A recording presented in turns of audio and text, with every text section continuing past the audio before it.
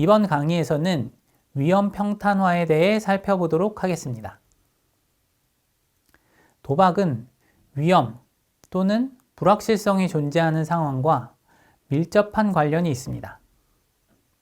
도박은 불확실한 결과에 돈을 거는 행위인데 일반적으로 아주 현명한 행위는 아닌 것으로 여겨집니다. 그래서 유의를 목적으로 도박을 하는 행위를 노름이라고 부릅니다. 그런데 따지고 보면 현명하고 신중한 행위로 여겨지는 보험 계약도 일종의 도박입니다. 이를테면 건강보험 계약은 자신이 아플 가능성에 돈을 거는 도박입니다. 유족을 위한 생명보험 구입은 자신의 조기 사망에 돈을 거는 도박입니다. 반대로 오래 살 가능성에 돈을 걸 수도 있습니다. 개인연금을 구입하면 됩니다. 결국 보험 계약을 도박으로 본다면 보험료를 내는 것은 도박에 참여하기 위해 돈을 거는 행위에 해당합니다. 보험이나 도박이나 불확실한 결과에 돈을 거는 행위라는 점에서는 차이가 없습니다. 따라서 우리는 앞으로 보험 계약을 조건부 상품이라는 의미에서 편의상 도박으로 지칭할 것입니다. 하지만 보험 계약과 노름 간에는 전혀 차이가 없을까요? 노름은 확실한 돈을 지불함으로써 불확실한 돈을 만듭니다. 예컨대 주사위의 홀수에 100만 원을 건다면 확실한 돈 100만 원을 포기해서 주사위가 홀수일 때 200만 원, 짝수일 때 0원이 되는 조건부 상품, 즉 도박을 구입하는 셈입니다. 반면 보험은 불확실성을 줄이는 베팅입니다. 안 좋은 일로 인한 재무적 손실에 대비한다는 의미에서 이를 위험에 대한 해지라고 합니다. 혹은 우리가 보험을 통해 좋은 상태의 실현에 따른 보상과 안 좋은 상태의 실현에 따른 보상 간 차이를 줄이거나 없앨 수 있기 때문에 보험이 위험을 평탄화한다고 표현합니다. 우리는 또한 위험을 합친다, 공유한다 라는 표현을 쓰기도 하는데 뒤에서 더 자세히 다루겠지만 이것은 위험을 평탄화하는 방법을 일컫는 표현입니다. 사람들은 일반적으로 불확실성, 위험을 기피하기 때문에 돈을 주고 보험을 삽니다. 이건 흥미로운 일입니다. 보험사는 보통 보험을 팔아서 돈을 벌기 때문입니다. 예컨대 10분의 1의 확률로 100원을 받을 수 있는 내기가 있다고 칩시다. 이 도박은 간단히 식 1과 같이 표현할 수 있습니다. 이런 내기에 참여하려면 이 도박의 기대값, 즉 10원만 걸면 됩니다.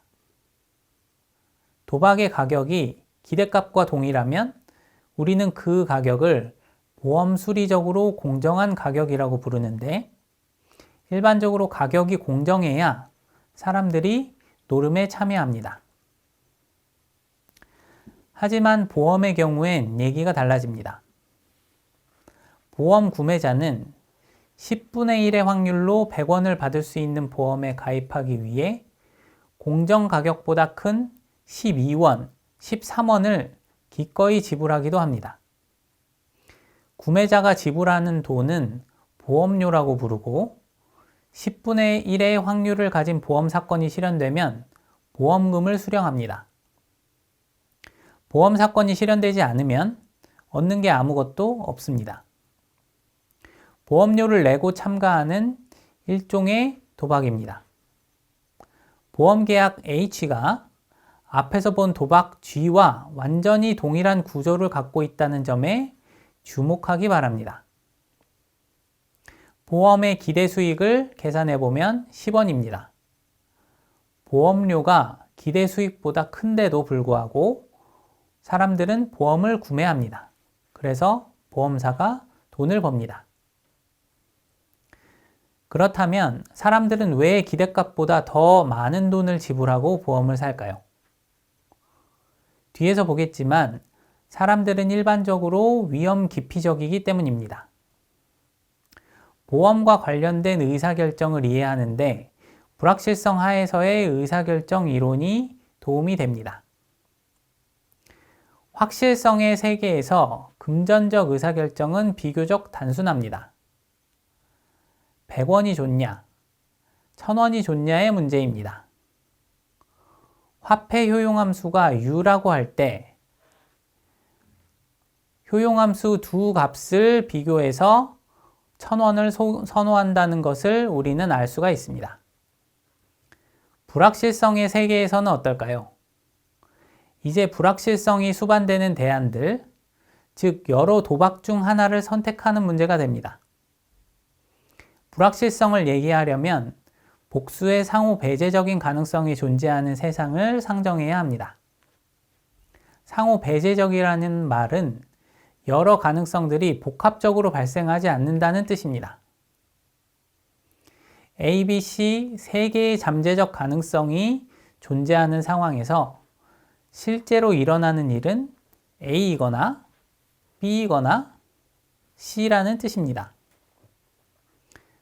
우리는 간단히 두 개의 가능성이 존재한다고 가정합니다. 예를 들어 운이 좋거나 나쁘거나 할 수 있습니다. 운이 나쁠 때의 소득을 10, 좋을 때의 소득을 100이라고 합시다. 운이 나쁠 확률은 P라고 합시다. P의 확률로 소득이 10이 되고 1-P의 확률로 소득이 100이 되는 것입니다. 이러한 불확실한 소득을 도박 G라고 합시다. Q의 확률로 소득이 20이 되고 1-Q의 확률로 소득이 80이 되는 또 다른 도박 H를 상정할 수 있습니다.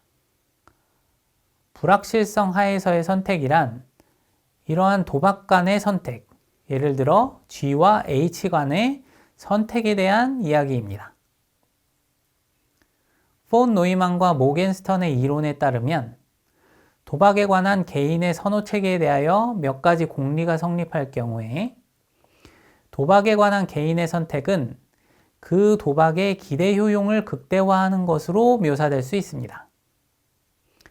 이를테면 어떤 개인의 도박에 관한 효용함수를 U라고 할 때 도박 G의 기대 효용은 식 1과 같이 정의됩니다. 결국 일정한 공리를 만족하는 개인의 선호 체계를 대표하는 효용함수를 U라고 한다면 이 소비자의 도박 G와 H 간의 선호는 각 도박의 기대 효용, 즉 UG와 UH의 크기를 비교해서 알 수 있다는 것입니다. 여기서 도박 G의 기대 효용과 도박 G의 기대값이 전혀 다른 개념임을 기억할 필요가 있습니다.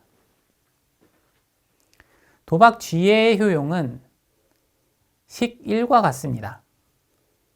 반면 도박 G의 기대값은 식 2와 같습니다. 이제 위험에 대한 태도를 정의해 봅시다. 우선 기대값을 확실히 보장해주는 대안도 일종의 도박으로 볼 수 있다는 점을 지적해 둡시다. 확률 1로 도박 G의 기대값을 상금으로 주는 도박인 셈입니다. 그러면 위험 애호적인 개인은 확실한 기대값보다 도박을 선호하는 사람, 반대로 위험 기피적인 개인은 도박보다 확실한 기대값을 선호하는 사람으로 정의할 수 있습니다. 두 도박 사이의 선택은 두 도박의 기대 효용을 비교함으로써 결정되기 때문에 우리는 다음과 같이 얘기할 수 있습니다. 도박 G의 기대 효용이 C의 기대 효용보다 크면 위험 애호자이고 반대로 위험 애호자이면 도박 G의 기대 효용이 C의 기대 효용보다 큽니다. 마찬가지로 도박 G의 기대 효용이 C의 기대효용보다 작으면 위험 기피적이고, 반대로 위험 기피적이면 도박 G의 기대효용이 C의 기대효용보다 작습니다. 그렇다면 위험 기피적인 개인은 어떤 특성을 가진 사람으로 묘사할 수 있을까요? 화폐 소득에 대한 한계 요용이 체감하는 사람은 모두 위험 기피적이라고 얘기할 수 있습니다. 한계 요용이 체감한다는 것은 말하자면 이런 것입니다. 그림에서 보는 것처럼 소득이 낮을 때, 이를테면 50만 원일 때 추가적인 10만 원의 편익 U1이 소득이 높을 때, 이를테면 500만 원일 때의 추가적인 10만 원의 편익 U2보다 더 큰 경우에 우리는 한계 효용이 체감한다고 얘기합니다. 화폐에 대한 한계 효용이 체감하는 폭은 사람마다 다릅니다. 더 크게 체감할수록 더 위험 기피적이라고 할 수 있습니다. 대부분의 사람에게 화폐 소득의 한계 효용이 체감하기 때문에 위험 깊이가 사람들의 일반적인 특성이라고 얘기해도 별 무리는 없습니다. 위험 기피자가 보험이라는 도박을 구매함으로써, 즉 해칭함으로써 어떻게 위험을 감소시키는지 살펴봅시다. 도박은 보통 무작위적 사건에 따라 보상이 결정됩니다. 반면 보험은 특정 사건에 결부된 도박이고, 이 특정 사건은 바로 소득 감소입니다. 예컨대 질병 위험에 처한 사람을 가정해 봅시다. 이 사람은 건강할 때 아무 문제가 없지만 질병에 걸리면 치료비 때문에 가처분 소득이 감소하거나 일을 못해서 근로소득이 감소하는 재무적 문제에 처하게 됩니다. 간단히 90%의 확률로 건강할 경우 소득이 100원이고 10%의 확률로 아프면 0원이라고 합시다. 이 사람은 도박 G를 갖고 있는 셈입니다. 여기서 질병 발생 시에 100원을 보상해주는 보험이 있다고 합시다. 이 보험을 10원에 구입하면 조건부 소득은 도박 H가 됩니다. H는 90원의 확실한 소득이 보장되는 도박입니다. 소비자가 보험을 구매함으로써, 다시 말해 보험료 10원을 포기함으로써 위험을 제거한 셈입니다. 결국 보험이란 두 상태 간 차이를 줄이는 혹은 평탄화하는 도구라고 할 수 있습니다. 그리고 완전 보험이란 두 상태 간 보상의 차이를 완전히 없애는 도구입니다. 다음 강의에서는 보험 수요와 공급에 대하여 살펴보도록 하겠습니다.